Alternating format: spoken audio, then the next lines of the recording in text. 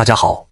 今天我们说伊丽莎白一世的最后一集。其实呢，主要是想谈一谈1588年的那场著名的决定两大帝国命运的英西海战。从这场大会战之后，英国成功击败了西班牙无敌舰队，日不落帝国至此崛起。话说时间到了16世纪中后期，英国的舰队已经日益壮大。女王麾下的德雷克、霍金斯等人长期远航大西洋，袭扰西班牙的殖民地和运宝船，为英国赢得了难得的发展机会。而对西班牙来说，这种被官方支持的海盗行为打劫无疑是奇耻大辱。于是伊丽莎白一世在江湖上又有了一个混名海盗女王。随着双方的矛盾日益加剧，终于在尼德兰独立战争和苏格兰女王玛丽事件的推动下彻底激化。1587年，伊丽莎白以苏格兰女王玛丽涉嫌叛国为由，果断下令将其处死。由于玛丽斯图亚特在天主教世界中被视为英格兰王位的合法继承人，象征着天主教重新掌权的希望，西班牙国王菲利普二世一看机会终于来了，于是以此为借口，开始集结庞大的无敌舰队，誓要征服英格兰，恢复天主教。1588年夏天，英吉利海峡，一场载入史册的海战即将在这里打响。彼时的西班牙如日中天，依靠美洲的金银和庞大的舰队，妥妥的海上巨无霸。无敌舰队气势汹汹，汇集了134艘大船，数万士兵，步兵、炮手、桨弩一应俱全。与之对峙的是伊丽莎白一世统领下的新兴势力英国。英国国难当后，伊丽莎白一世亲自到海边视察军队，发表了著名的蒂尔伯里演讲。他坚定地说，我来到你们的中间，不是为了异想天开和寻找快乐，而是决心战斗在最激烈最残酷的地方，无论生死都与你们在一起。这番话极大鼓舞了这群海狗们的士气。伊丽莎白一世随后任命霍华德勋爵为英国海军统帅，德雷克为副手，主力舰队集结于普茨茅斯。这里我们有必要介绍一下当时英国人在造舰上面的一些革新。虽然当时英国人在军舰数量上是逊色于西班牙无敌舰队的，但是当时的英国海军采用了全帆设计的竞速式盖伦帆船 Race-built Galleon， 船皮体积虽然小于西班牙的重型舰艇，但是其舰体设计得非常修长轻巧，航速和机动性方面占优。这种军舰还增大了甲板空间，可以安装更多口径更大的火炮，其火炮的数量已经可以达到西班牙4层炮台舰相同数量的火炮。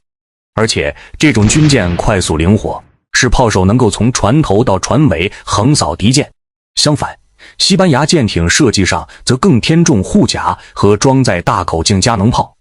虽然威力强大，但射程短且装填缓慢，难以追上英舰的机动节奏。虽然他们同样有盖伦帆船，但是主要是用于运兵加近战平台，英国则把它打造成了远程炮战主力。基于此，一场关于海战方式分水岭的战役就此拉开了帷幕。在此之前，海战的方式还是贴近跳登，炮火多用于打残敌舰后登船解决战斗。但是这次战役中，英军则把保持距离、闲策连续炮击进行了系统性的尝试。虽然那种线列战术加远距骑射制度化、标准化还远远不及17世纪中叶的英荷战争，但是这种战法和军舰设计的理念的变化已经开始在英国海军身上完成了关键转身。好了，话不多说，我们正式进入这场大海战。1588年7月22日黎明，战斗正式打响。西班牙舰队排成传统海战的半月阵势，重型大卡拉克船和加利亚斯战船居中，轻快船只护卫两翼，想凭借重炮和庞大舰船制胜。英国水手们同样是久经沙场，这些人大都是海盗出身，善于在恶劣天气中周旋，打起仗来灵活机动。他们知道无法与船坚炮利的西班牙舰队硬拼，所以灵巧绕行，抢先顺风而上，从有利位置利用远程火炮打击西班牙舰尾和侧翼，把西班牙人搅得阵脚大乱。英军训练有素的炮兵非常擅长闲策骑射，往往能在安全距离上连续对西班牙舰队进行猛烈打击。西班牙舰队苦于无法接近英舰，数百名西班牙士兵只能眼睁睁旁观他们无法参与的炮战。英国舰队则采用一轮轮齐射，炮弹集束密集，即使不沉舰也会严重击伤对方。相比之下，西班牙大卡拉克舰上的加农炮多为重型近程炮，只能在极短距离上发挥威力，且每轮装填缓慢，因此英舰始终保持长程作战优势。而且西班牙舰队采用的还是纵向发射，而英国则侧向发射，凭射程优势避免近距作战。而且在另外，英舰在必要时会增发弹药，将炮弹加倍装填，以提升火力威慑。在连续炮击和骚扰之后，英舰还会挑选散出的或防御松懈的西班牙舰只进行重点打击。例如在围攻期间，德雷克指挥的复仇号、胜利号等多艘英舰就以齐射长期对准一艘重型西班牙旗舰，不停炮轰，终于使其击沉。最关键的一战是在加莱海域。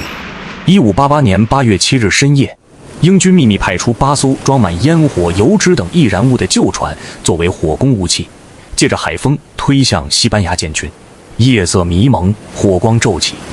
这些火船被点燃后飘入正就泊的无敌舰队阵中。巨大的火光和爆炸声使西班牙水兵惊恐无比，猝不及防的西班牙士兵们纷纷起锚躲避，许多船只互相碰撞失序。虽然火船并未实际点燃任何西班牙军舰，但所造成的恐慌和阵型崩溃为英舰争取了极大优势。第二天清晨，英国舰队趁乱发起了总攻，